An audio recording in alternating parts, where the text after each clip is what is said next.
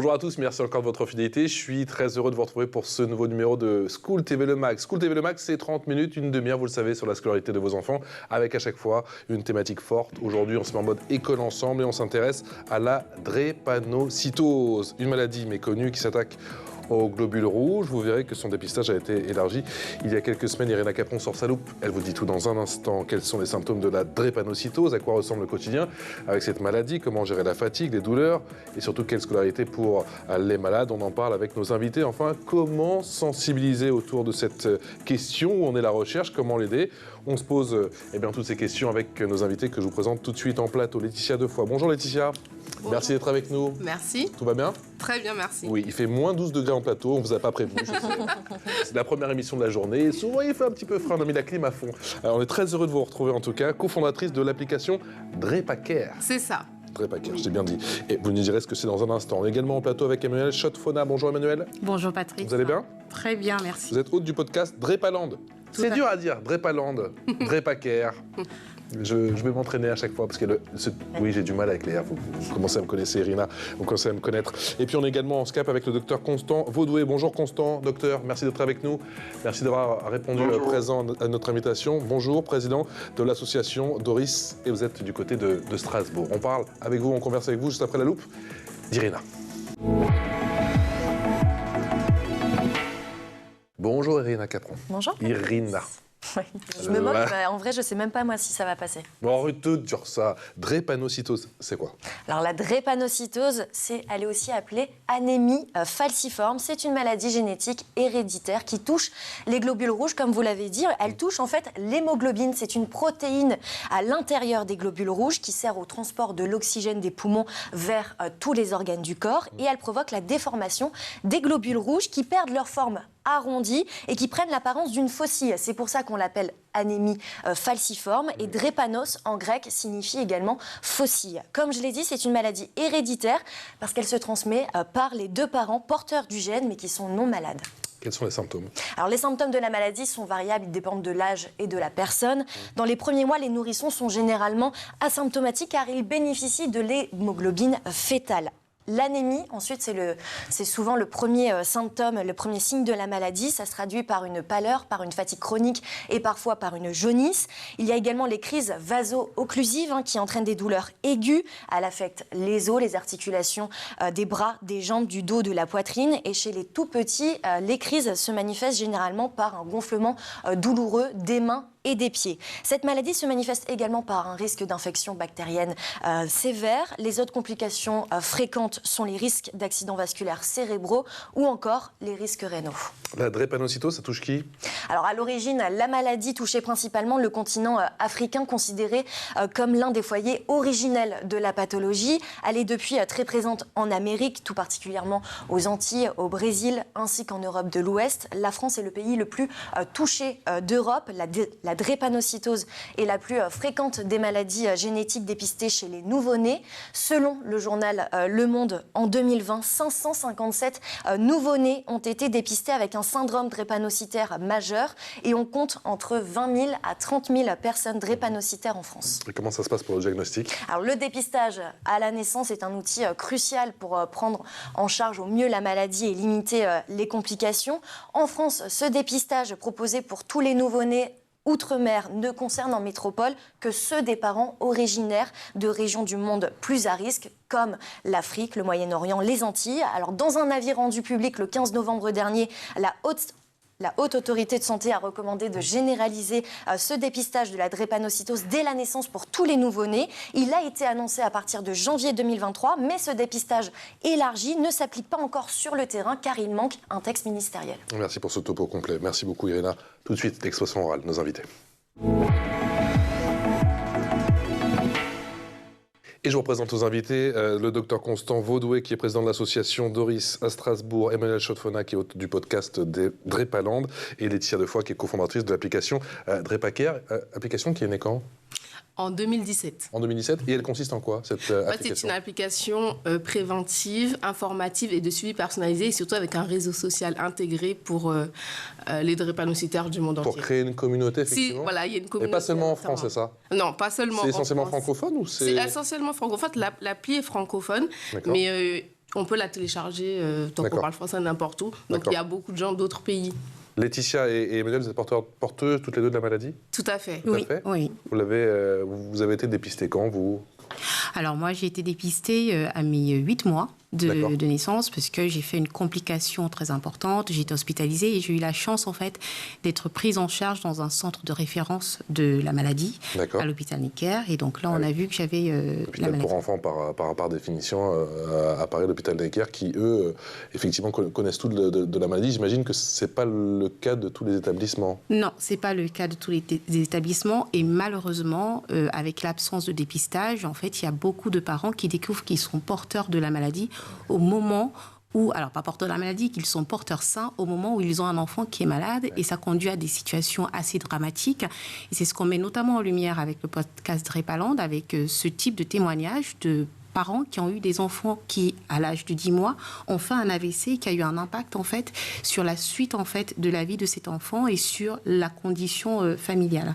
C'est-à-dire qu'avant de faire un enfant, c'est quelque chose qu'il faut prendre en compte. Il faut peut-être faire le dépistage, le test, pour savoir si on est porteur sain de ce... C'est pour ça que c'est mieux à la naissance, comme ça tout le monde le saurait déjà. Ouais, mais oui, c'est quelque chose qu'il faudrait faire, parce qu'il y a des alternatives aussi, il y a la PMA, même si c'est un peu long, mais au moins savoir qu'on a le risque de transmission de cette maladie à ses enfants. Donc, Oui, clairement, c'est un enjeu fort parce que, comme l'a présenté Irina tout à l'heure, les personnes en fait qui ont le trait drépanocytaire, ce sont des personnes bien portantes, ce ne sont pas des personnes malades. Sauf que ces personnes, si elles se mettent ensemble et qu'elles n'ont pas cette information, à savoir la capacité de transmettre ce trait drépanocytaire, et qui, vous l'avez bien présenté, si les deux parents transmettent le trait drépanocytaire, l'enfant sera malade. Mais il y a aussi un cas de figure où si un parent transmet le trait drépanocytaire, mais que l'autre parent transmet un gène de l'hémoglobine qui ne s'exprime pas, en l'occurrence l'habitathalasémie, on va aussi avoir un enfant qui est malade. Donc c'est important d'avoir cette information en amont sur cette capacité à transmettre le trait drépanocytaire. Comment est né votre podcast justement? Et j'ai le sentiment, à vous écouter toutes les deux, que ce soit le podcast ou l'application DrepaCare, qu'il y a un besoin d'en parler? Clairement. Alors moi, typiquement, je suis maman. Alors avant d'être maman, je suis patiente drépanocytaire de la forme la plus sévère. Et je suis maman de 3 enfants qui, eux, sont bien portants. Donc, je dois conjuguer mon rôle de patiente d'une maladie chronique avec le rôle de maman de 3 enfants, dont des jumeaux. Et la nécessité du podcast, en fait, je me suis rendu compte que finalement, même en étant en France, dans un pays où il y a des centres experts, il y a encore beaucoup de disparités et d'inégalités dans la prise en charge de cette maladie.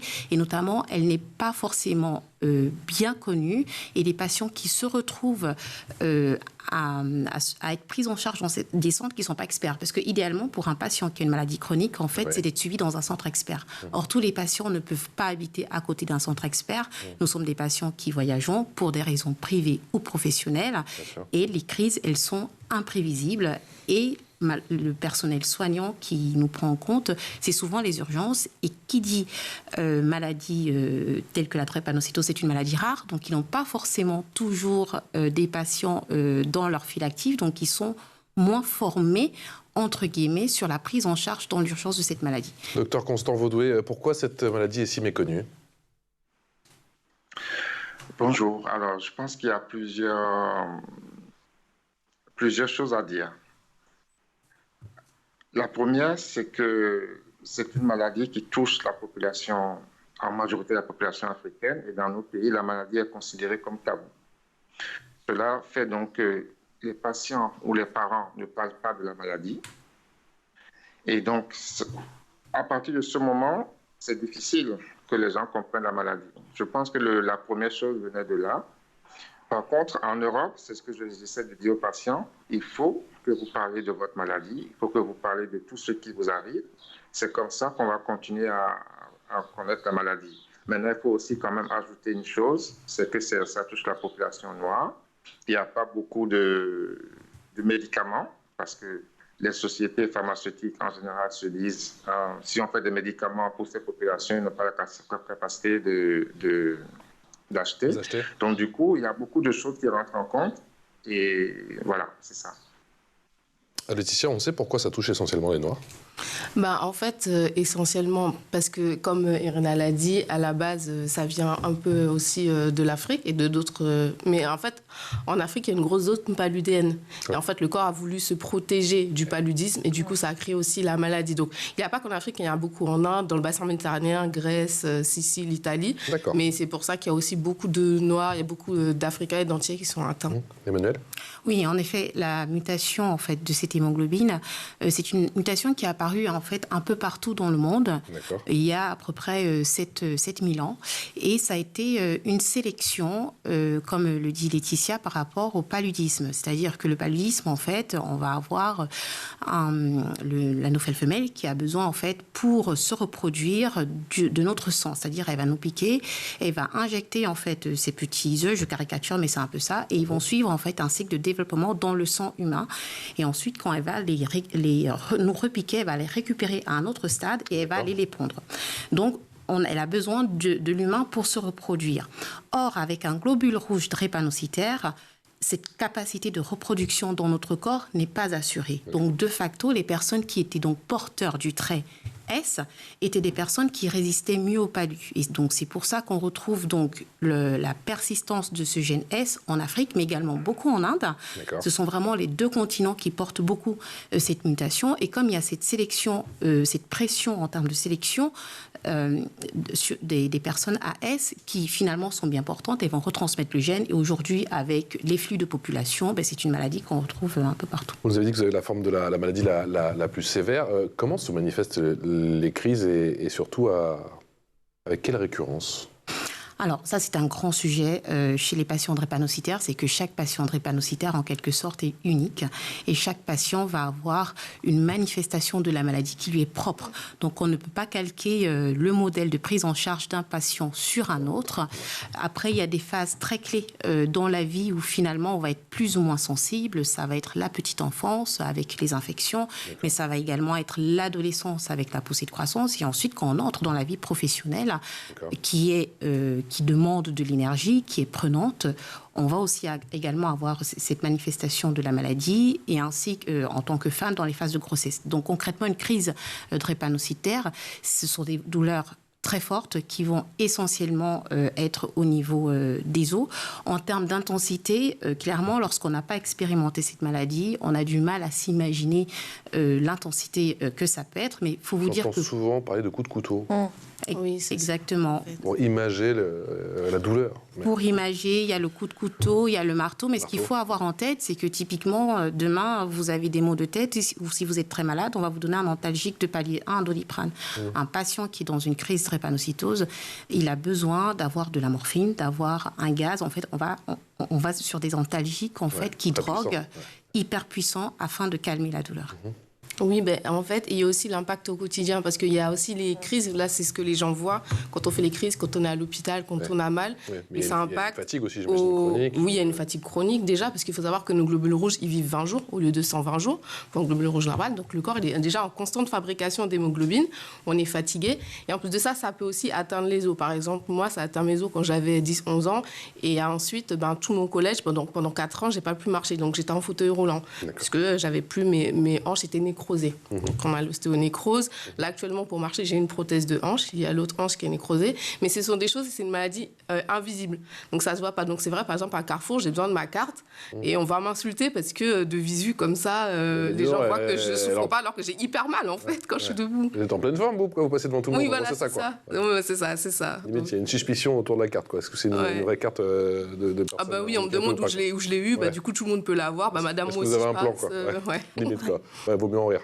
Et même pour le patient, c'est compliqué parce que finalement, on parle de patients qui sont très jeunes. Ça démarre dès les 6 mois. C'est quelque chose qu'on porte tout au long. Et qui dit jeunesse, c'est plutôt associé avec être en pleine forme. Et finalement, ce sont des patients qui ont une maladie chronique à gérer très lourde. Et justement, est-ce que les transfusions sanguines peuvent vous soulager ? Alors, ça, c'est un vrai sujet. Ça fait partie notamment des traitements qui sont mis en place en prévention. La transfusion sanguine, ça aide certains patients. On va l'utiliser, alors là, je parle sous le contrôle du médecin qui est sur le plateau, bien évidemment, mais on va l'utiliser en prévention ou alors quand il y a des phases, en fait, de chute d'hémoglobine, c'est-à-dire l'hémoglobine, vous l'avez très bien dit tout à l'heure, Irina, ça sert à transporter l'oxygène. Et si on a une chute très forte de cette hémoglobine-là, ça veut dire que le corps clairement est en danger, donc on va être amené à mettre en place des poches de transfusion pour remonter la personne. Mais également, on l'a dit tout à l'heure, le globule rouge chez un patient drépanocytaire a cette capacité à se déformer et donc il va boucher des petits vaisseaux et donc ça peut conduire à des AVC. Et donc il va y avoir des examens préventifs qu'on va mettre en place et si on voit que le patient notamment est à risque d'avoir un AVC, ça va être un processus thérapeutique qui va être mis en place pour justement éviter l'apparition des AVC ou d'autres complications, comme le disait tout à l'heure Laetitia, sur la nécrose de la hanche. Docteur Constant Vaudoué, on en est où des traitements? Alors, les traitements, il y a beaucoup de choses en ce moment. Il y a bien sûr l'hydroxyurée, qui est un traitement qui aide beaucoup certains patients, d'autres, ça ne répond pas. Et de nouveaux médicaments sont en cours d'essais cliniques. Il faut dire aussi qu'il y a le traitement par une greffe. C'est le seul moyen de guérison. Il y a le traitement donc par la greffe de la moelle osseuse ou du sang du cordon. Et puis, il y a eu quelques années, la thérapie génique a été développée sur quelques patients. Mais je pense que c'est un essai qui est arrêté pour le moment à cause il faut réajuster certaines choses. Et donc voilà, les nouveaux traitements sont en essai clinique. Le seul qui fonctionne en ce moment, donc depuis quelques années, déjà de décennies, c'est l'hydroxyurée, que beaucoup de patients prennent. Ceux qui ne répondent pas à ce traitement vont faire des échanges transfusionnels, comme vient de dire notre collègue sur le plateau. Si j'ai bien compris, on peut guérir de la drépanocytose? Oui, on peut en guérir, mais avec une greffe de moelle osseuse. Mais la greffe de moelle osseuse, il faut savoir que c'est un protocole très long. Il faut déjà avoir un donneur compatible, déjà soit dans ses frères et sœurs de même père, même mère. Ensuite, on peut faire une greffe haploïde, c'est-à-dire compatible à 50% avec un père ou une mère. Mais là, du coup, il y a moins de chances, enfin, c'est quand même à 50%. Et puis, c'est un processus hyper long, voilà. Qui est réservé pour les personnes atteintes les formes plus sévères. Les plus sévères, tout à fait. Ce qui est votre cas, au final, Emmanuel. Alors, c'est mon cas. Alors, quand on dit les personnes les plus sévères, c'est-à-dire que, typiquement, on disait tout à l'heure, la crise, ça se manifeste comment et à quelle fréquence? En fait, dans les patients drépanocytaires, il va y avoir une petite minorité qui, finalement, ne va pas avoir des crises très fortes de manière très récurrente. Après, il va y avoir un gros pôle, en fait, dans la majorité, à peu près 80%, qui va avoir 1 à 2 crises par an. Et il va y avoir ensuite une autre minorité qui va avoir des crises assez fréquentes. Quand on dit assez fréquentes, c'est-à-dire que dans la même fratrie d'enfants drépanocytaires, on peut avoir un enfant qui est hospitalisé 1 fois par an et on peut avoir son frère qui, lui, va être hospitalisé tous les mois ou tous les 2 mois. Donc, c'est pour ces patients-là, donc très sévères, qui avaient une tendance, en fait, en termes de réflexion, la tendance était de se dire, pour ces patients-là, on va leur proposer, comme le disait tout à l'heure Laetitia, la greffe de moelle. Alors, pourquoi la greffe de moelle? C'est parce que finalement, c'est au sein de la moelle osseuse que les globules rouges sont fabriqués. Donc, il s'agit d'irradier, en fait, de détruire la moelle osseuse du patient drépanocytaire et de lui apporter une nouvelle moelle osseuse d'un patient qui, lui, produit une hémoglobine tout à fait normale. Mais il y a un enjeu de compatibilité, comme l'a précisé Laetitia, qui est énorme en termes de rejet. Ça s'assimile un peu aux dons d'organes ou à la greffe d'organes. Et donc, chez ces patients qui sont sévères, qui vont présenter beaucoup de crises, on va les viser en premier. Mais il y a une autre réflexion qui est en cours, c'est que finalement, plus un patient fait de crise et plus il y a des complications qui font s'installer. Et que finalement, pour pouvoir subir en fait une greffe de moelle osseuse, il faut déjà avoir une certaine forme, parce que ça va être une chimiothérapie qu'on va subir pendant 3 mois. Donc, il y a une vraie réflexion, un vrai enjeu de se dire, finalement, est-ce qu'il faut attendre que ces patients se dégradent avant de leur proposer la greffe de moelle osseuse, ou alors, si ce patient a des chances d'avoir une compatibilité immédiate dans sa fratrie, est-ce qu'on ne pourrait pas anticiper les complications et la proposer? Des équations qui sont quand même à chaque fois compliquées, des choix qui sont... Docteur, je vous en prie. Oui. Alors, la chimio-myélo-ablative, comme on dit pour la greffe, ça ne dure pas 3 mois. C'est un processus qui dure 5 à 6 jours pour le patient.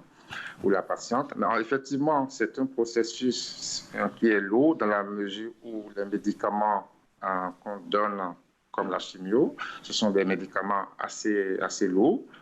Mais reconnaissons qu'il y a quand même une réussite à 98% aujourd'hui de la greffe de la moelle osseuse pour du sang du cordon, pour les patients drépanocytaires. Et que si on compare cela par rapport aux autres greffes d'organes, c'est pas du tout on est très très loin en réussite. On est à 98% de réussite. Et comme on l'a dit, comme ça a été mentionné, moi je pense qu'il faut mieux traiter les patients quand ils sont bien portants, que d'attendre qu'ils soient dans une situation compliquée avant de faire la greffe, parce que c'est assez lourd comme système. Ça, c'est sur le papier, mais j'imagine qu'après, quand on est effectivement porteur de la maladie, on voit les choses un petit peu différemment. Vous avez le même sentiment que le docteur, du coup? Oui, et en fait, c'est vrai que ça me fait un peu peur. Même moi, personnellement, oui, on me l'a proposé, la greffe, c'est vrai que ça me fait peur à tout ce qu'il y a à subir. Et c'est vrai que, de par mon âge aussi, j'ai déjà subi beaucoup de choses. On se demande si, du coup, on va le supporter, comment ça va se passer. Alors que... on me l'aurait proposé, j'aurais 16 ans, j'ai même pas à réfléchir en fait. C'est vraiment hop, direct. Et là, ça fait un peu plus peur, mais bon. Vous avez parlé du temps où vous avez 16 ans, c'est pas si longtemps que ça. Vous avez parlé aussi de votre scolarité et notamment de ces 4 années, au moins 4 ans, vous étiez en fauteuil roulant. Vous avez passé quelle scolarité? C'était une scolarité horrible, de discrimination, mais vraiment à cause de la drépanocytose. Il faut savoir que j'étais dans une école spécialisée, entre guillemets, c'est-à-dire il y avait des ascenseurs pour accéder aux écoles. Et pourtant, vous étiez dans une école spécialisée. Oui, donc c'est-à-dire qu'il y avait tout plein d'élèves qui étaient en fauteuil roulant, en béquille, donc tous les gens de la région qui avaient un handicap. Et du coup, ça veut dire que les sorties scolaires étaient adaptées pour les personnes porteurs d'un handicap, donc ski, sorties à Londres, n'importe où. Ouais. Et moi, par contre, j'avais pas le droit d'y aller. Tout le monde y allait, sauf moi, parce que j'avais la drépanocytose. C'est là que je me suis rendu compte vraiment que j'ai une maladie, que personne ne comprend, qu'on ne me comprend pas, qu'on me rejette. Ouais. C'était pas à cause de mon fauteuil roulant, mais à cause de la maladie. Au sein d'un établissement où il y avait d'autres pathologies, tout à fait. Normalement, la tolérance doit être au rendez-vous, quoi. Tout à fait. Et j'en ai beaucoup pleuré. Et vraiment, même les stages de fin d'année, tout le monde a eu le droit de faire, sauf moi. Moi, on me disait non, mais rentre chez toi, c'est mieux. Voilà, plein de choses comme ça. La vie de maman avec 3 enfants? Sportive. Ouais. Alors, j'ai la chance quand même, parce que moi, j'ai un traitement quotidien qui fonctionne chez moi. On en parlait tout à l'heure, l'hydroxyurée. Malheureusement, il y a certains patients chez qui ça ne fonctionne pas. Donc oui, vie de maman sportive. Et le témoignage de Laetitia m'émeut un peu, parce que moi, finalement, la scolarité, je la revis un peu avec mes enfants, parce que le fait de voir mes enfants qui, eux, sont bien portants, avoir une scolarité réglée, où il n'y a pas d'imprévu, il n'y a pas de surprise. S'ils disent qu'ils vont aller à telle sortie, ils iront à telle sortie. Ils seront présents tous les jours de l'année. Moi, c'est quelque chose, en effet, que je n'ai pas connu, avec une scolarité fragmentée, avec des crises, des hospitalisations qui ne préviennent pas et qu'il faut... Et ça vous provoque souvent des flashs? Vous avez des flashs quand vous voyez telle ou telle situation avec vos enfants, vous dites tiens, à tel moment, moi je me souviens que ça, j'ai pas pu le faire, ça? Oui. Forcément des souvenirs? Oui, typiquement. C'est-à-dire que quand je vois mon fils, en fait, qui est très sportif, qui le mercredi va enchaîner 4 activités sportives et va revenir et encore de l'énergie, et on sait que le lendemain il sera en pleine forme. On les connaît, c'est les mêmes, on les connaît. Je me dis en effet, moi c'était pas possible. La moindre fête d'anniversaire, il fallait se préparer, anticiper, ou des fois ne pas y aller, quoi. Donc oui. L'info en plus d'Irina Capron. Irina, pour cette info en plus, tu nous parles d'un couple d'Herblay dans le Val d'Oise. Explique-nous pourquoi. Oui, Boris et Diana Abba se sont inspirés de leur vie de famille pour écrire un livre pour enfants. Alors, ils sont parents de 3 petites filles, mais il y a 10 ans, lorsqu'ils se sont mariés, ils ont découvert qu'ils étaient porteurs du gène de la drépanocytose, donc le gène AS. 2 de leurs filles sont donc atteintes de la drépanocytose. Et dans le livre, les sœurs Abba, la famille s'agrandit, ils ont souhaité raconter les aventures de leurs filles face à cette maladie. Ils font le choix de la dédramatiser, ils souhaitent banaliser la maladie dans un discours positif et inclusif. Alors pour cette famille, le livre à destination des enfants et des parents sert à lutter contre les stéréotypes concernant les filles, les personnes de couleur, les enfants malades, à apporter encore plus de diversité culturelle dans la littérature jeunesse et à faire surtout de la pédagogie sur la drépanocytose et contribuer à l'avancée de la recherche. Docteur Constant Vaudoué, quel est le plus gros risque concernant cette maladie? Est-ce que c'est celui de s'isoler? Non, le plus gros risque, ce que je dis à ce jour, c'est que la population change le regard sur la drépanocytose. Il y a trop de stigmatisation par rapport à cette maladie et je pense que ça n'aide pas du tout les patients. Il faut que les gens considèrent un peu plus les personnes qui souffrent de cette maladie. Malheureusement, pas toujours des femmes qui sont plus victimes, peut-être parce qu'elles se montrent plus. Le problème aujourd'hui, avant, il y a le risque paramédical, mais aujourd'hui, on voit que le risque sociétal, tout ce qui concerne la vie quotidienne, c'est vraiment important pour les drépanocytoses. Il faut que la partie émotionnelle, la charge émotionnelle, que les gens puissent bien comprendre ces patients et avoir plus d'empathie, de bienveillance. Et je pense que ça va beaucoup aider. Ça va aider autant que les médicaments. Et donc, la société aujourd'hui doit changer de regard sur la maladie. La société doit absolument changer de regard. Laetitia, et on le comprend parce que par votre démarche avec votre application, c'est ce que vous essayez de faire. C'est ça. Et en fait, dans la partie justement forum social, c'est là qu'on voit que les gens ils ont vraiment besoin de parler, qu'ils se sentent seuls, qu'ils ont besoin d'exprimer leur ressenti, de partage d'expérience avec d'autres personnes. Et c'est vrai ce que disait le docteur Christophe Ozoé, c'est le fait que chacun en parle à sa manière. C'est ce que je fais aussi sur Instagram, Miss Letus, c'est qu'en fait, à la base, on n'était pas beaucoup à en parler. C'est vrai que maintenant, on est un peu plus. Mais là, en fait, le fait d'en parler, on voit que beaucoup de gens, j'ai beaucoup de mamans qui me disent « Oui, on a dépisté ma fille ou mon fils de la drépanocytose, merci d'en parler parce que du coup, je ne savais pas s'il allait avoir un avenir, s'il allait pouvoir travailler. Est-ce que tu travailles, tu fais quoi? T'as un mari, je vois que tu as un mari, mais du coup, tu fais « Ah oui !» Non, mais c'est vrai, en plus, ils me disent ça. Ils me disent « Mais du coup, tu veux des enfants? Est-ce qu'on peut avoir des enfants ?» Beaucoup de jeunes filles. Et franchement, il y a besoin de s'exprimer sur le sujet. Et le fait d'en parler, même sur les réseaux sociaux, parce que c'est un bon canal aussi. Bien sûr. Les gens du coup s'y intéressent et voient en fait ce qu'on vit, l'impact au quotidien, pas seulement qu'on est malade, mais au quotidien ils voient que du coup ça a vraiment un impact, la maladie. Vous êtes maman et entrepreneuse, c'est magnifique. Vous faites quoi dans la vie? Alors, je suis entrepreneur, je crée une société qui n'a rien à voir avec la drépanocytose dans la recherche clinique. D'accord. Et donc, du coup, avec le... Oui, mais je vois quand même un petit lien. Excusez-moi, je vois quand même un petit lien dans la recherche clinique. Oui, un petit lien. Donc, moi, j'ai bossé pendant 10 ans dans l'industrie pharmaceutique, au sein de différents postes, en recherche clinique, au marketing opérationnel et en innovation.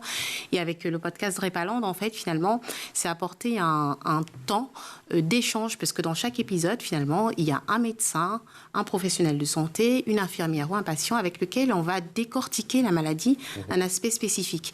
Et finalement, un patient qui a une maladie chronique, c'est un patient qui va faire un marathon sans fin. Et son temps de consultation, d'échange avec le médecin est un temps finalement précieux dans lequel on va tout de suite se focaliser sur les actions très concrètes à mettre en place pour prendre en charge la maladie. Ouais. Alors que finalement, ces patients, ils ont une charge mentale au quotidien, des questions qui ne vont pas forcément oser aborder avec le médecin, comme par exemple l'espérance de vie, combien de temps est-ce que je peux vivre, la grossesse, comment ça se passe, un échange transfusionnel, oui, mais pendant combien de temps? Ils n'osent pas. Pardon ? Ils n'osent pas. Ils n'osent pas, et finalement, c'est un temps qui est compté. C'est un temps qui est compté et où on va être finalement dans l'urgence et le côté opérationnel. Et donc, avec le podcast Drépaland, on va donc discuter avec des médecins de manière assez informelle. Et ça a deux objectifs. C'est pour le patient, c'est une source en fait d'information qui lui permet de devenir plus patient-acteur. Parce que finalement, ce sont des patients qui, comme je vous le disais tout à l'heure, voyagent, vont se retrouver dans des centres qui ne sont pas experts en situation d'urgence. Et il faut qu'ils aient la connaissance en fait suffisante et l'assertivité pour faire équipe avec le médecin qui va les prendre en charge et qui, lui, pendant l'urgence, n'est pas forcément hyper spécialisé dans la prise en charge de la drépanocytose. Bon, en tout cas, on était très heureux de vous avoir aujourd'hui, d'apporter ce focus, effectivement, ce coup de projecteur sur la drépanocytose. Laetitia Defoy, qui est cofondatrice de l'application DrépaCare. N'hésitez pas effectivement à la télécharger. C'est sur Android et iOS. Android et iOS, tout à fait. Et c'est gratuit. Et c'est gratuit. C'est important de le préciser. Emmanuel Chotfona, qui est hôte du podcast Drépaland. N'hésitez pas effectivement à télécharger effectivement tous ces podcasts qui sont disponibles sur toutes les plateformes. Sur toutes les plateformes et également gratuitement. C'est magnifique. Et merci, un grand merci également au docteur Constant Vaudoué, qu'on n'hésitera pas à recontacter bien sûr pour faire d'autres émissions concernant bien sûr la drépanocytose. Merci à tous les trois. Merci beaucoup Irina. On se retrouve demain pour un nouveau numéro du MAC sur School TV. Excellente journée en notre compagnie.